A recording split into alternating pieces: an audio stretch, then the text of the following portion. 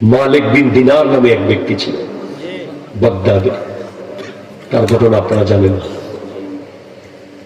ইমাম গজালির আমলে এক ব্যক্তি স্বপ্ন দেখতেছে যে একটা বাঘ তাকে পেছন থেকে দৌড়াচ্ছে।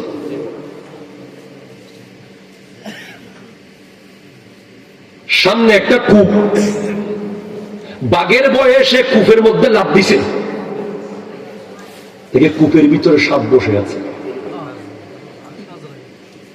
কূপ দিয়ে পড়তে পড়তে মাঝখানে সে একটা রশি পাইছে, ওটা ধরে ফেলছে। রশি পাওয়ার পর ওই রশি যেখানে ধরছে ঠিক সেই জায়গায় দেখে একটা মৌমাছির বাসা, মধু আর মধু। এই মধু পাইয়া সে উপরে বাঘের কথাও ভুলে গেছে, নিচে সাপের কথাও ভুলে গেছে। সত্য ঘটনা। এরপরে কিছুক্ষণ পর সে দেখে যে সে সব বলে মধু খাওয়া শুরু করছে। রশি ধরে আছে আর মধু খাইতে আছে।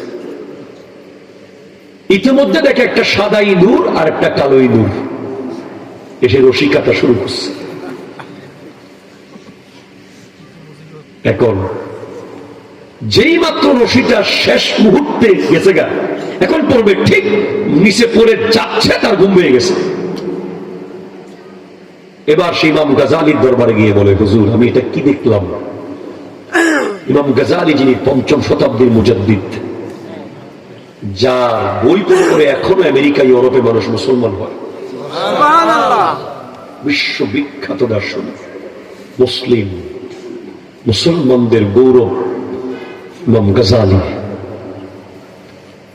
বলে, উপরে যে বাঘটা তোমাকে দৌড়াচ্ছিল সে ছিল আজরাইল আলাইহিস সালাম, আর কূপটা ছিল তোমার কবর, নিচে সাপগুলো তোমার কবরের আযাব, আর রশিটা ছিল তোমার হায়াত, মৌমাছির বাসা ছিল দুনিয়া।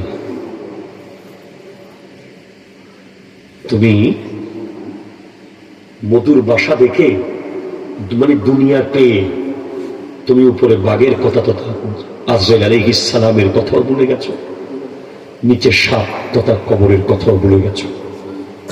হুজুর সাদা ইঁদুর আর কালো ইঁদুর গুলো কি ছিল? সাদা ইঁদুর দিন, কালো ইঁদুর রাত। রাত দিন করে তোমার হায়াত চলে যাচ্ছে। যেই মাত্র তুমি মারা যাবে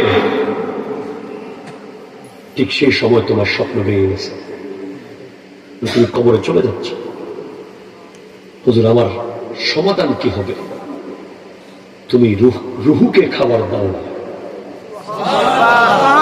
একটু জোরে বলেন না, তুমি রুহুকে